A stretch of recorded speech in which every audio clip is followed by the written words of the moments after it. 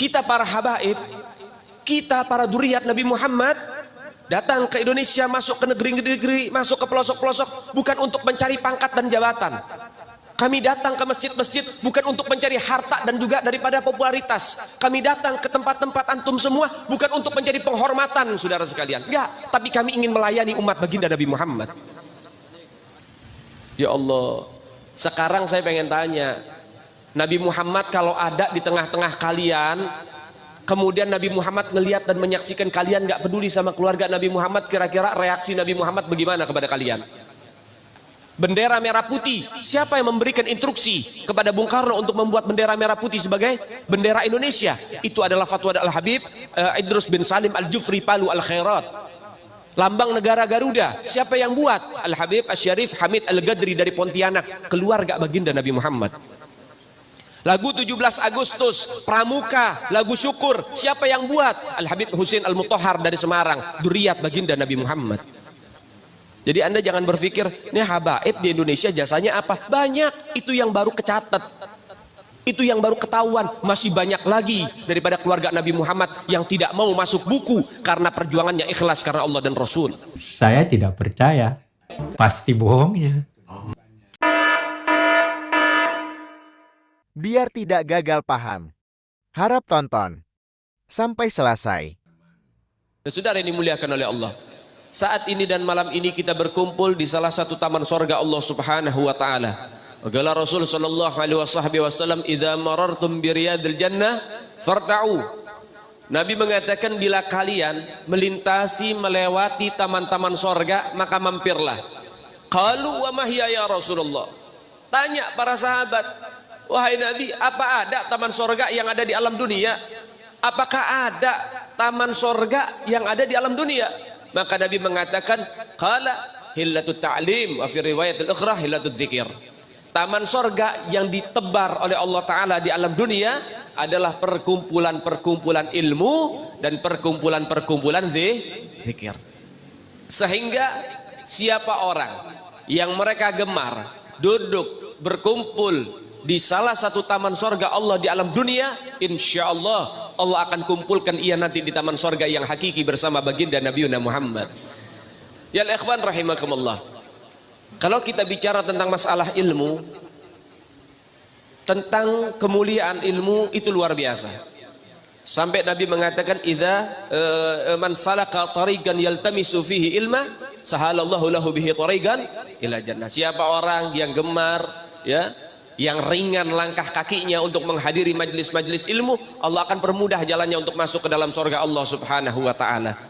Begitu agungnya ilmu, begitu luar biasanya ilmu, sehingga Allah menyatakan yarfa'illahu alladhina amanu minkum walladzina utul ilma darajat. Sesungguhnya Allah akan mengangkat derajat orang-orang yang beriman di antara kalian dan orang-orang yang mencari ilmu. Darajat pakai isim jama', artinya dengan beberapa derajat. Sebagian ulama dan semua para ulama tidak ada yang berani memvonis berapa derajat yang Allah angkat bagi orang-orang yang gemar duduk di majelis ilmu. Ulama nggak ada yang bilang, dan nggak ada yang berani memberikan daripada sekian derajat, 4 derajat, 5 derajat, nggak ada yang berani. Kenapa? Itu rahasia dari Allah Subhanahu wa taala. Keistimewaan bagi mereka orang-orang yang mencari ilmu agama Allah Subhanahu wa taala. Namun kita bisa mengambil patokan, sehingga Sayyidina Abdullah bin Abbas beliau mengatakan baina darajatain, di antara derajat pertama untuk mencapai dalam derajat yang kedua, hamsamiyah sanawat bil ibadah, maka dia harus tempuh dengan cara ibadah selama 500 tahun. Artinya kalau kita di sini melihat isim jama itu paling sedikit artinya 3. Dan di sini nggak ada yang tahu berapa derajat, tapi yang pasti 3. Sehingga kalau kita bisa mengambil dengan bilangan yang paling kecil, orang yang duduk di majelis ilmu maka akan diberi pahala oleh Allah seperti dia ibadah, berarti 3 dikali 500 tahun, berarti dia dapat ibadah 1500 tahun cuma duduk sesaat di majelis ilmu.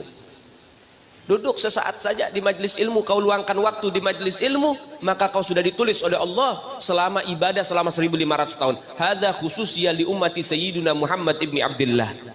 Ini keistimewaan bagi umat baginda Nabi Muhammad sallallahu alaihi wasallam.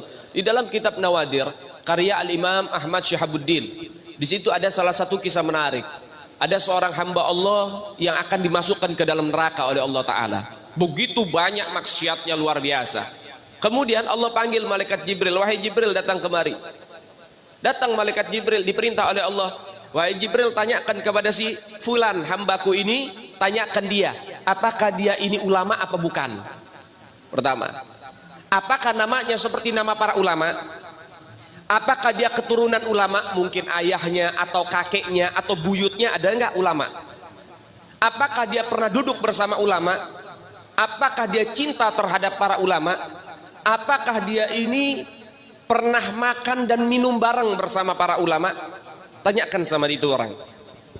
Datang malaikat Jibril, tanya kepada si fulan, wahai fulan, beberapa pertanyaan diajukan kepadamu dari Allah Ta'ala. Pertanyaan ini. Apa jawabannya? La ya Jibril, tidak, saya bukan ulama, gak pernah hadir majelis, gak pernah duduk sama ulama, gak pernah makan sama ulama, nama saya tidak seperti nama para ulama, saya bukan keturunan ulama, dan lain sebagainya.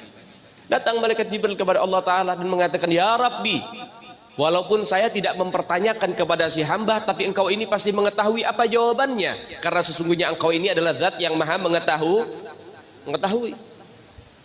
Kemudian akhirnya apa? Sesungguhnya hambamu mengatakan enggak ya Allah, tidak ya Rabb. Baik, wahai Jibril, tanya lagi pertanyaan terakhir. Apakah dia cinta terhadap seseorang yang seseorang itu cinta terhadap ulama? Artinya punya sahabat yang cinta sama ulama enggak? Punya daripada teman yang cinta sama ulama enggak? Tanyain. Datang malaikat Jibril tanya, kamu punya teman, punya sahabat yang cinta dengan ulama? Maka orang ini mengatakan, na'am ya Jibril, iya, saya dulu di masa hidup saya punya teman, saya punya sahabat karib, sahabat saya ini suka hadir majelis-majelis, sahabat saya ini cinta sama para ulama. Apa kata Allah? Wahai Jibril, cintanya dia kepada sahabatnya yang sahabatnya cinta terhadap ulama cukup menjadi alasan bagiku untuk mengampuni semua kesalahannya. Saat ini pindahkan dia, masukkan ke dalam sorga.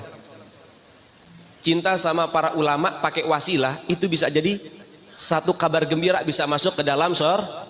Apalagi bila kita cinta langsung kepada para ulama, apalagi kita punya anak ulama, apalagi kita di sini menjadi para pecinta ulama, bahkan apalagi kalau kita dicintai sama ulamanya. Jadi kalau seorang murid cinta sama guru itu biasa, tapi kalau seorang guru cinta terhadap muridnya itu baru luar biasa.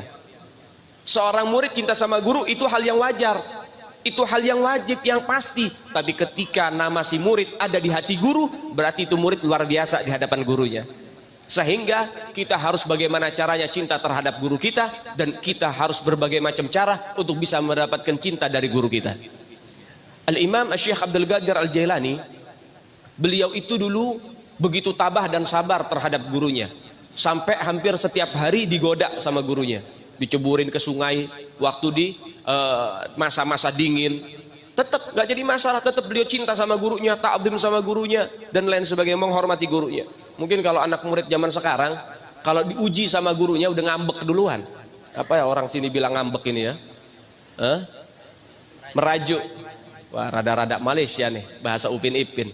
Ya, mungkin sudah merajuk dia, mungkin sudah ngambek dia sama gurunya. Itu zaman sekarang, makanya banyak murid sekarang nggak berkah. Kenapa? Hubungan sama gurunya nggak baik, hubungan sama gurunya nggak bagus.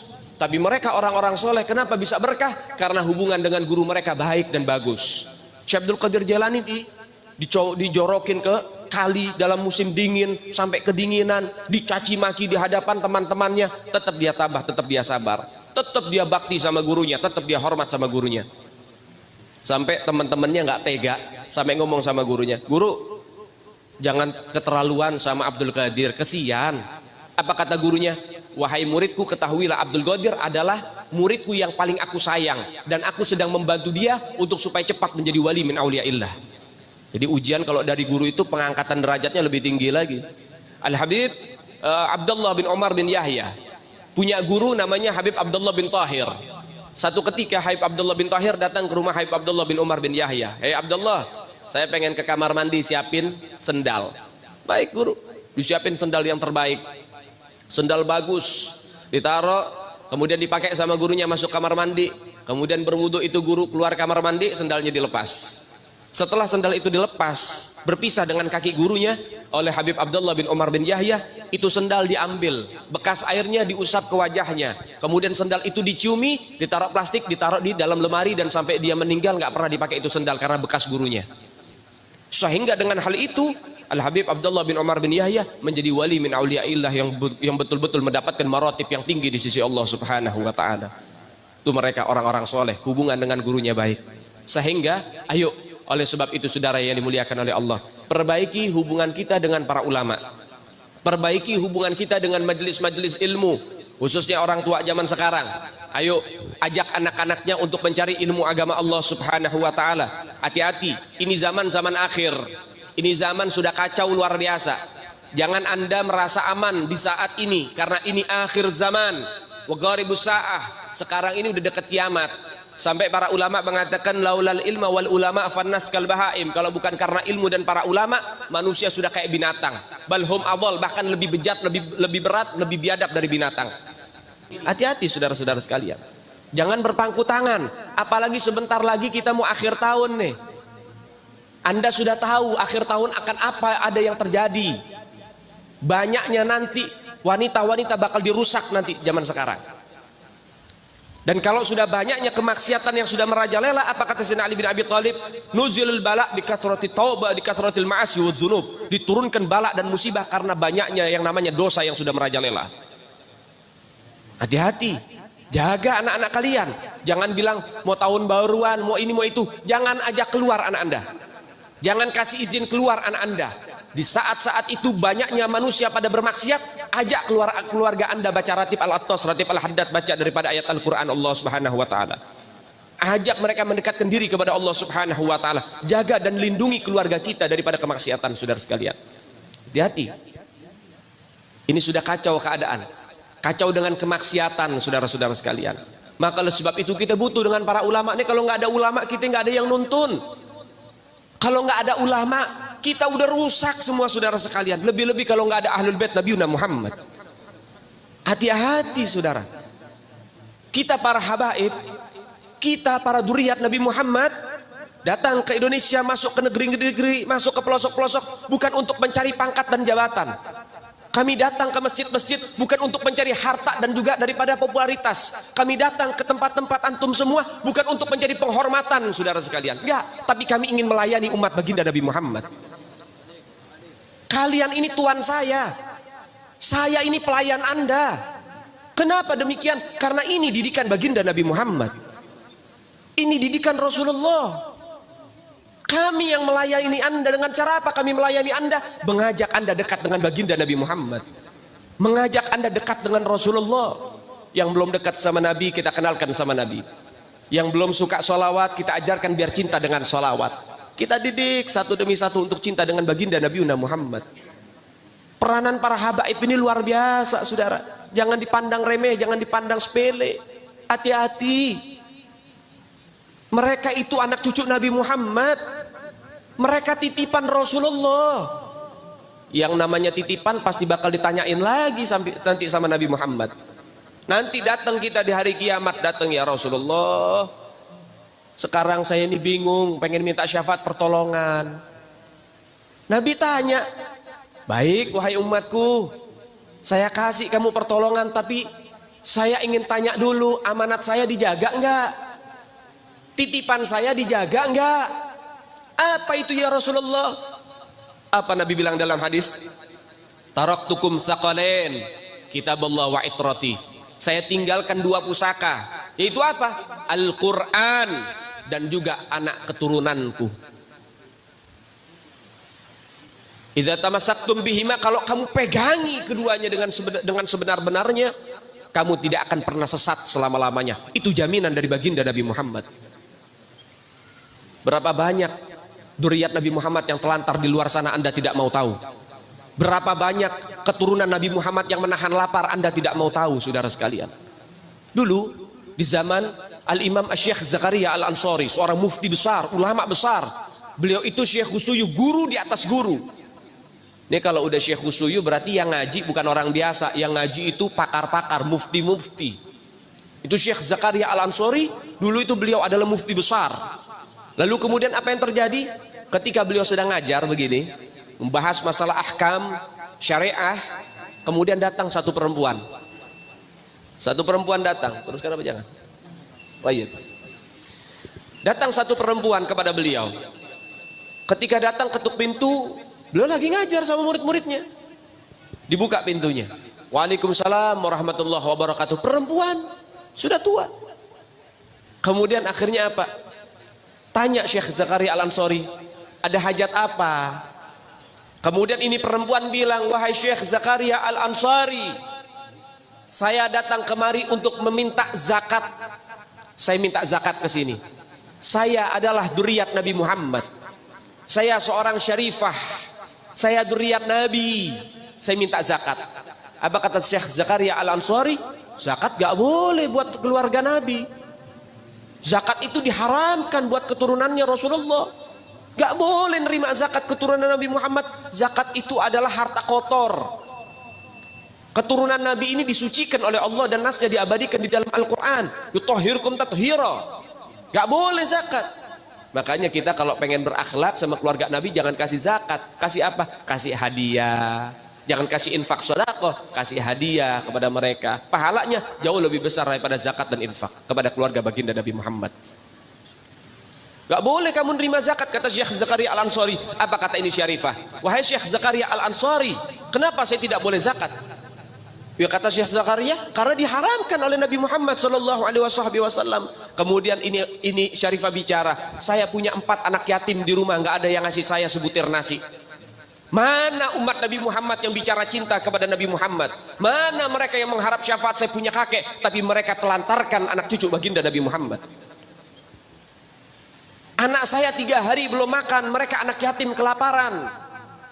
Saya tidak punya apa-apa dan aku adalah seorang wanita. Nangis Syekh Zakaria Al-Ansari. Mendengar jawaban demikian, kenapa? Di zaman beliau saja, keturunan Nabi Muhammad banyak diacuhkan sama umat. Di zaman beliau saja umatnya Rasulullah sudah nggak peduli sama keluarga baginda Nabi Muhammad. Apa yang terjadi? Beliau langsung masuk ke dalam, semua bahan-bahan makanan semuanya dikumpulkan dengan berderai air mata, dia kumpulkan, dia berikan kepada syarifah. Ini syarifah, hadiah untukmu. Kalau nggak ada apa-apa, minta kemari. Saya akan jamin daripada kehidupanmu. Setelah itu baru beliau fatwakan, mulai saat ini zakat untuk keluarga Nabi Muhammad dari majalah saya dibolehkan. Jadi ada zakat itu, ada yang memperbolehkan sampai dzurriyyat Nabi Muhammad dapetin zakat boleh. Kenapa? Baitul Mal udah nggak ada dan umat Nabi Muhammad nggak peduli sama keluarga Nabi Muhammad. Ya Allah, sekarang saya pengen tanya, Nabi Muhammad kalau ada di tengah-tengah kalian, kemudian Nabi Muhammad ngelihat dan menyaksikan kalian nggak peduli sama keluarga Nabi Muhammad, kira-kira reaksi Nabi Muhammad bagaimana kepada kalian? Tinggal Anda bayangkan saja sendiri. Enggak, habaib datang ke Indonesia bukan untuk melas. Kami enggak diajarkan minta-minta, saudara. Jangan khawatir. Habaib datang ke Indonesia bukan untuk meraup daripada harta, enggak. Kami tidak mencari jabatan, enggak. Kenapa? Itu bukan didikan dari keluarga kami.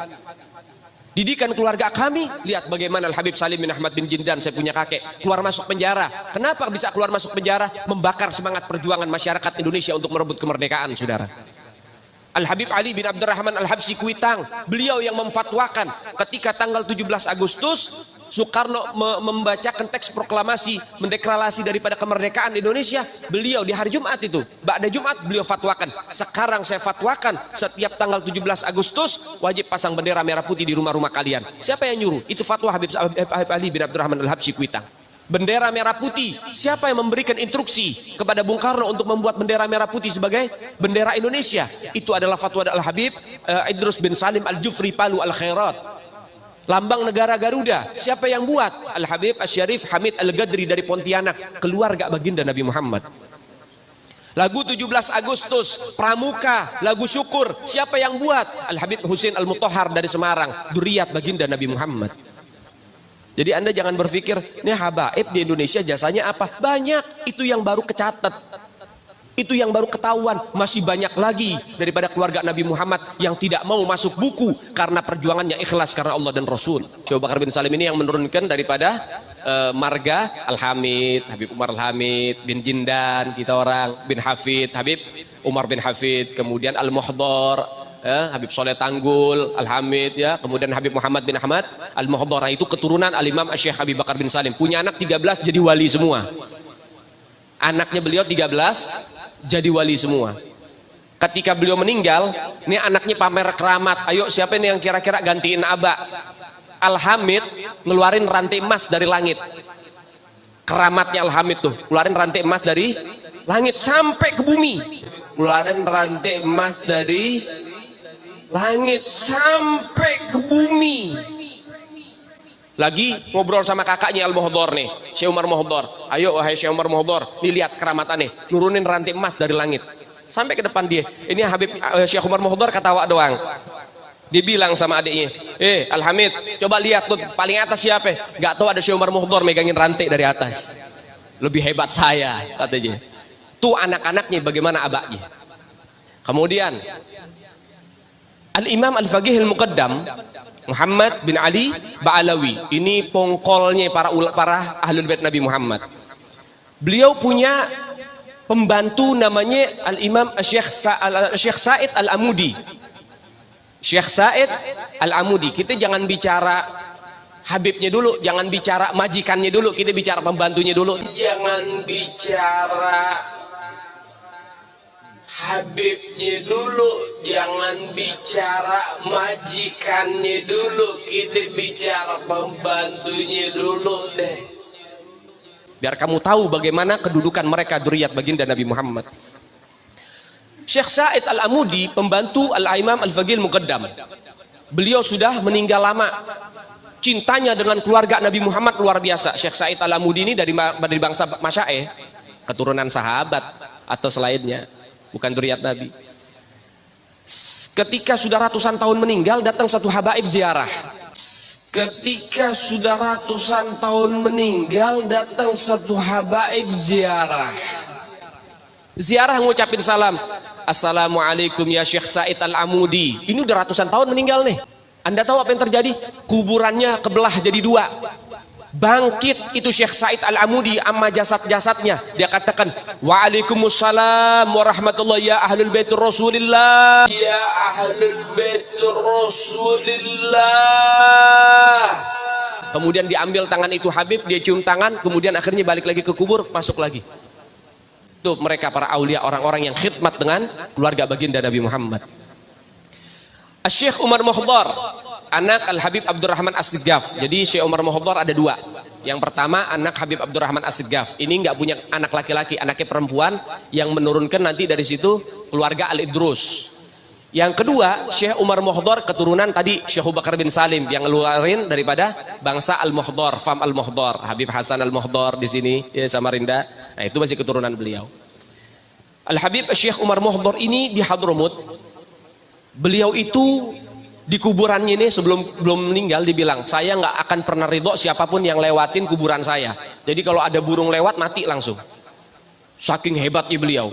Sampai akhirnya ada satu habaib doa, Bib, ini nanti Hadramut Tarim akan banyak orang-orang datang untuk mencari ilmu dan berkah. Kalau antum nggak cabut sumpah antum, nanti mereka naik apa ke sini, akhirnya mati. Tolong dicabut. Akhirnya dicabut sampai gini hari, akhirnya nggak terjadi. Dulu itu terjadi. Kalau ada burung lewat, jatuh mati. Syekh Umar Muhdhar ini punya anak kecil namanya Aisyah. Beliau datang hal, orang wali kalau lagi datang hal bawaannya pengen ibadah. Nah kalau pengen ibadah biasanya kholwat. Kholwat itu menyendiri di kamar sendiri, udah ibadah, wirid, zikir. Tapi hebatnya mereka orang-orang wali, kalau wirid tembok ikut zikir, keluar suara. Paham ente? Tempat duduk, karpet, kayu, semua itu keluar suara, zikir bareng sama mereka, orang-orang wali. Itu mereka orang wali, orang-orang saleh, kholwat, menyendiri. Datang hal, dia bilang sama istrinya, istri, jangan ada siapapun yang masuk kamar kholwat saya ya, saya pengen kholwat. Iya, sudah istrinya masak di dapur. Syekh Umar Muhdhar lagi kholwat, lagi baca zikir. Kemudian anaknya masih kecil, masih balita, lari sana, lari sini. Kemudian tiba-tiba robos masuk ke kamar kholwat. Nah orang-orang wali kalau sudah zikir, istighraq, mendarah daging, mendalami sampai lupa apapun, nggak ngelihat apapun. Sehingga ketika beliau kaget ada suara orang masuk, langsung dibilang, mut, mati kamu. Seketika itu anaknya kebakar, mati langsung. Sadar daripada Syekh Umar Muhdhar, waduh, anak saya meninggal ini. Dipanggil istrinya dimarahin. Ana udah bilang, jagain. Kenapa kamu lepasin begini? Nangis itu ibu. Kemudian tiba-tiba berhenti. Ntar dulu. Kita punya pembantu, sini pembantu dipanggil. Sini pembantu, khadamah sini pembantu. Ibu, kenapa? Mulai kapan kamu berani berbohong? Kamu ini ikut sama keluarganya Rasulullah. Kamu ini pembantunya keluarga Nabi Muhammad. Mulai kapan kamu berani berbohong? Maksudnya bu, dari semenjak anak ini lahir, kamu suka gendong. Ya kalau bahasa kita dininak boboin. Jadi kalau lagi digendong dibacain, dinyanyiin lagu. Apa lagunya? Ya bintul gutub, ya zaujatul gutub, ya ummul gutub. Wahai putri dari seorang gutub, wahai istri dari seorang gutub, wahai ibu dari seorang gutub. Maksudnya bu, ya kamu bohong. Ini anak masih balita. Kalau kamu katakan bintul gutub, putri dari seorang gutub, betul, ayahnya gutub. Tapi kamu mengatakan ya zaujatul gutub, wahai istri seorang gutub. Ini anak belum menikah, belum jadi istri tapi sudah meninggal dunia. Berarti itu menjadi kebohongan buat kamu. Sampai begitu didikannya saudara. Sampai itu dicap bohong.